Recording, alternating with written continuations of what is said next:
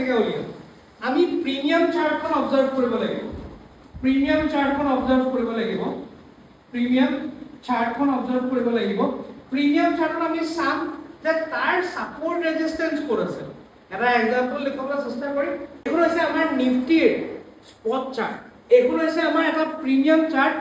আজি ট্ৰেড তেনেকৈ ভাল কোনো ট্ৰেড নাই অকল বুজাবলৈ আপোনাক ট্ৰেডটা দেখুৱাইছো this is not a logical trade but just দেখুৱাইছো ঠিক আছে তো লুক এট ইট স্পট চাৰ্টত বাৰে বাৰে সাপোৰ্ট আছে সাপোৰ্টৰ পৰা ৰিজেকশন দেখুৱাইছে আগৰবাৰ হেমাৰ বনালে এবাৰ গ্ৰীন ক্যান্ডেল দি ৰিজেকশন দেখুৱাৰ কাৰণে মই এটা ট্ৰেড ইয়াত প্লেন কৰিলো কোনটো সময়ত এটা বজাত প্লেন কৰিলো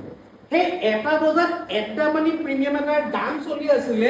হে এটা বজাতে ইয়াৰ দাম চলি আছিল নিয়াৰলি 111 টকা মই তাৰ এন্ট্ৰি মাৰিলো স্যার স্টপ লস কোড লগাম এটো কেবাটা মেথড লিখালো স্টপ লস লগাবলে আৰু এটা মেথড লিখাইছো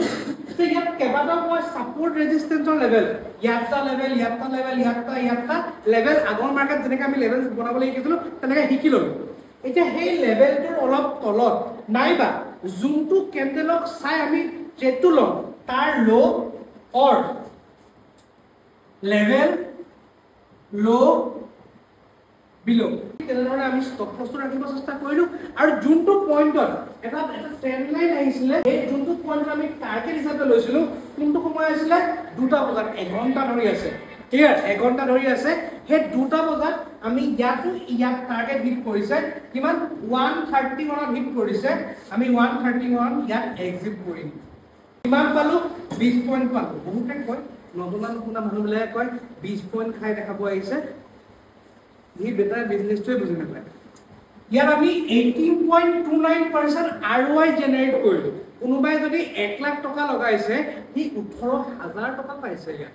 এই ট্ৰেডটো শুনিবলৈ বহুত ভাল লাগে কিন্তু 1 লাখ টকা মই তেতিয়া লগাবলৈ দিব যেতিয়া সেই মানুহজনৰ ওচৰত কমেও